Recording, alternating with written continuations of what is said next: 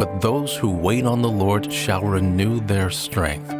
They shall mount up with wings like eagles. They shall run and not be weary. They shall walk and not faint. Isaiah chapter 40, verse 31.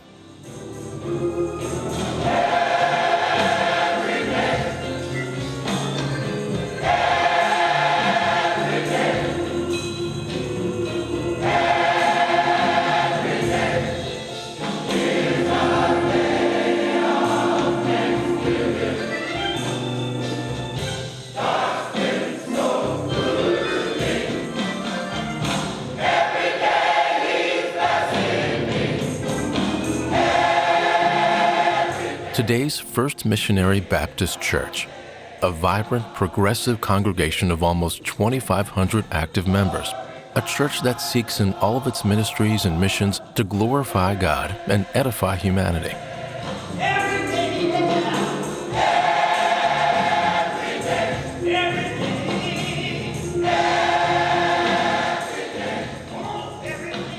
Down through the years, the Lord's been good to me. 1880. A group travels here from Aberdeen, Mississippi. Settlers with names like Herndon, Turner, and Furlow. We don't know much about these early settlers, but we do know this. They come here and form Huntsville's first missionary Baptist church. These settlers have come to a different Huntsville than we know today. Huntsville's population is just 6,000, and cotton farming and railroads drive the economy. By 1888, after years of holding services in homes and government buildings, the Reverend Pope Jones, with the help of Reverend M.J. Hooks and the financial assistance of the Muscle Shoals Missionary Baptist Association, has constructed the first permanent home for First Missionary Baptist Church. It's located on Steele Street near downtown Huntsville. My aunt lived on Steele Street, right in front of where the old church used to be on Steele Street. Yeah, when I was a little kid, the Steele Street Baptist Church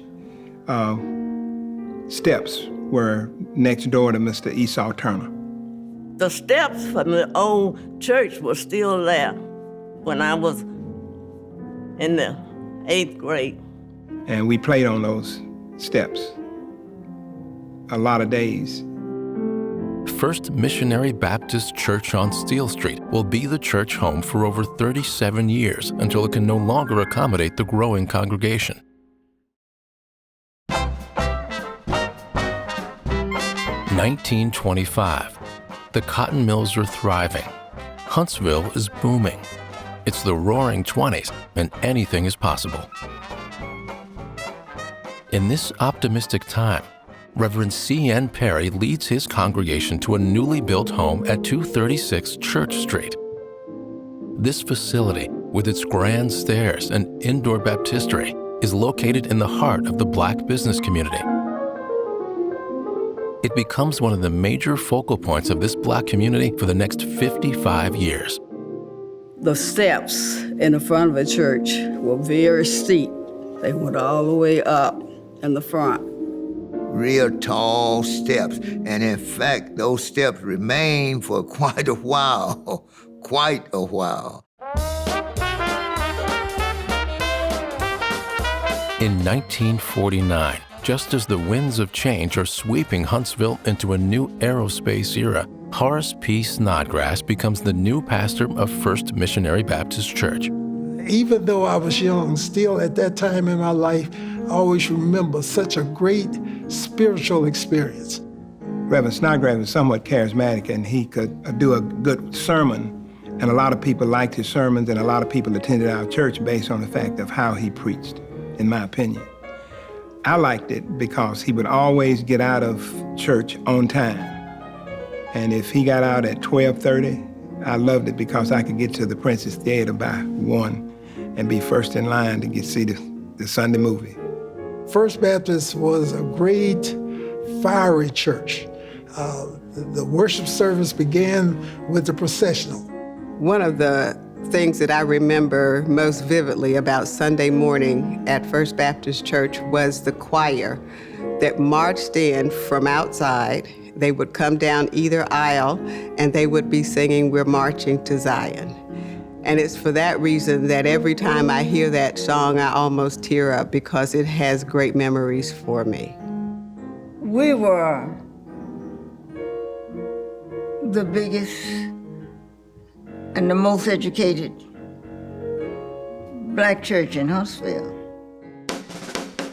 As Huntsville changes, so does First Baptist. Under the direction of Reverend Snodgrass, the church grows and gains influence in the wider regional and national church community.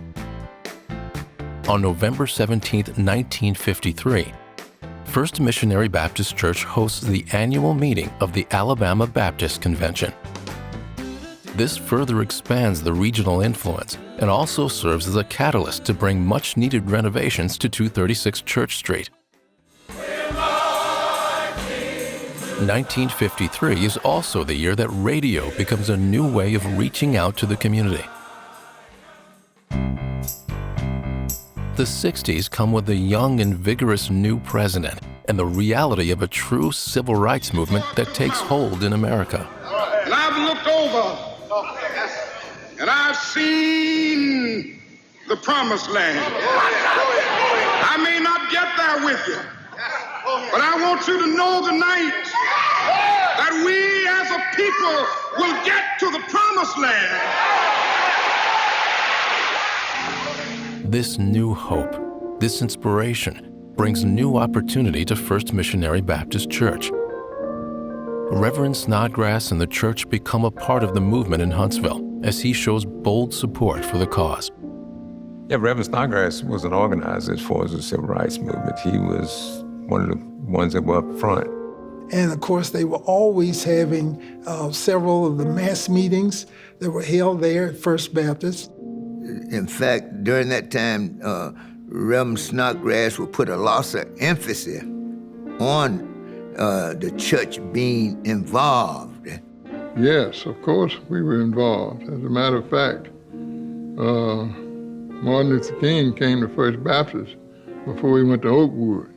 First Baptist was more of a hub for all the civil rights activities.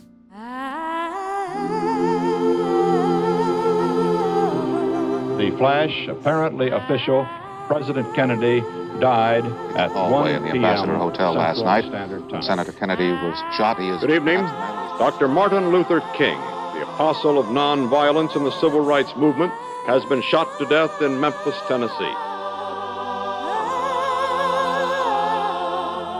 From 1949 to 1973, Pastor Snodgrass is instrumental in stabilizing and uplifting First Missionary Baptist Church at its home on Church Street.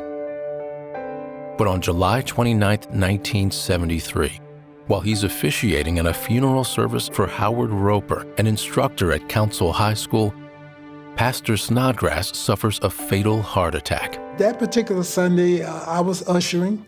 My sister was on the piano, as she normally would be, and my other brother, Ben, was in the choir. So except for my oldest brother and my mother, we all were there.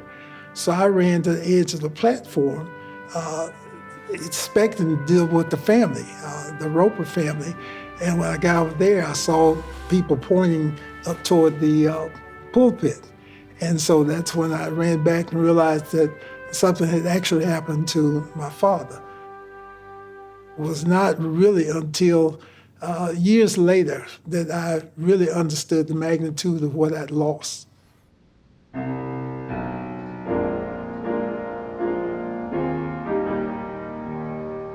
After a prayerful search, the church called Reverend Cleaver to be their pastor. Reverend Cleaver served about 2.5 years before becoming too ill to continue. Again without a pastor, the church formed a pastoral search committee and started the search for a new pastor. We're planning to go through this major process and this type thing, and then his name comes up, and it's almost like the Holy Spirit takes over.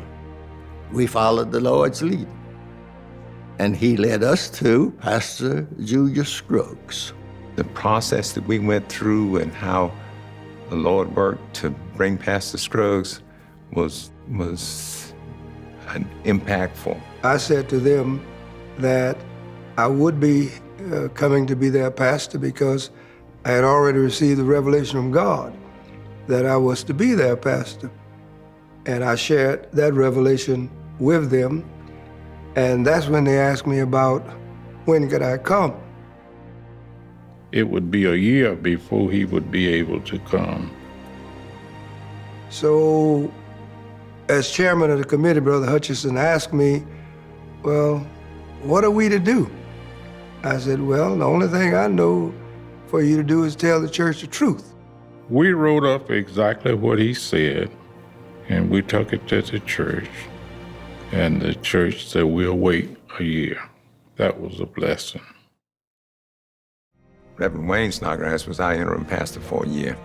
He was the son of our former pastor, and he had respect of the deacons, and he did a fantastic job.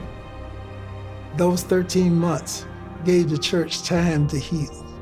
And so when Dr. Scruggs came, he came to a church that was financially strong, a church that was spiritually healed and ready to go with the new pastor.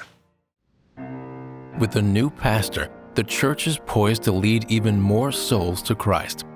First Missionary Baptist Church is invigorated by the young, dynamic pastor. Every service is filled to overflowing.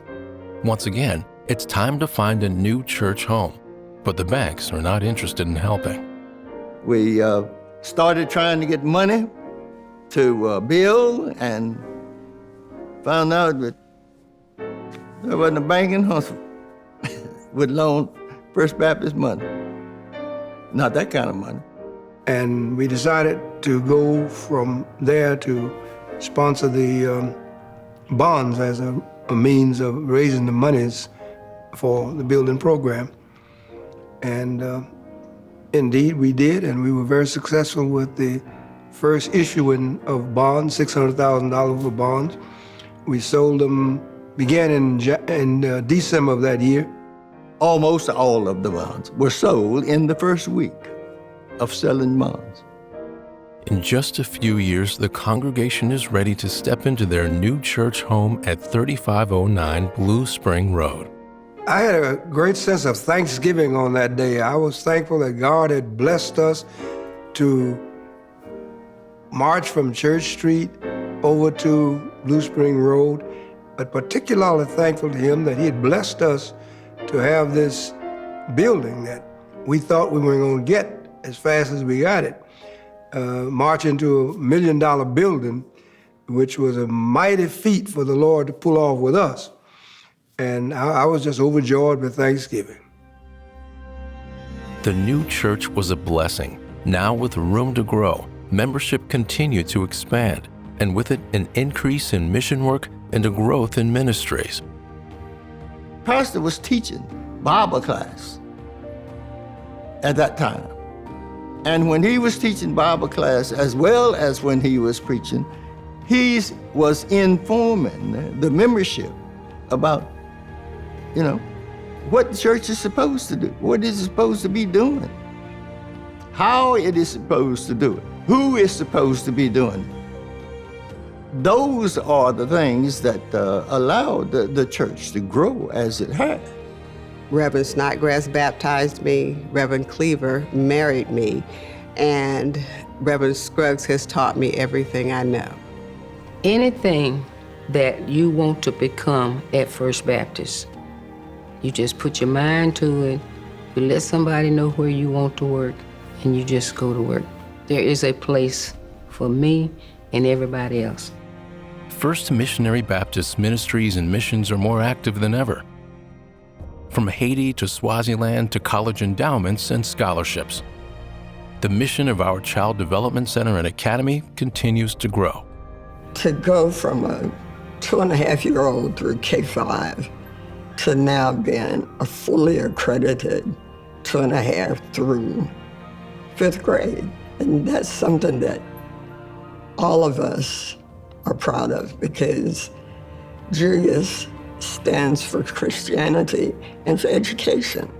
And to be able to do that for kids, and that means his legacy, the church's legacy, will live on forever.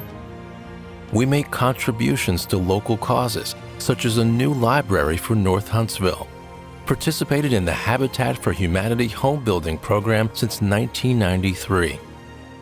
And our radio and TV ministries reach out to people all over the world. Now, well into the 21st century, First Missionary Baptist Church is an example of missions fulfilled. There's the sanctuary, educational complex, outdoor pavilion, administration, and a parsonage on the 12-acre property. The international and local missions and ministries continue to thrive. More than 4,700 new members have joined in the last 40 years.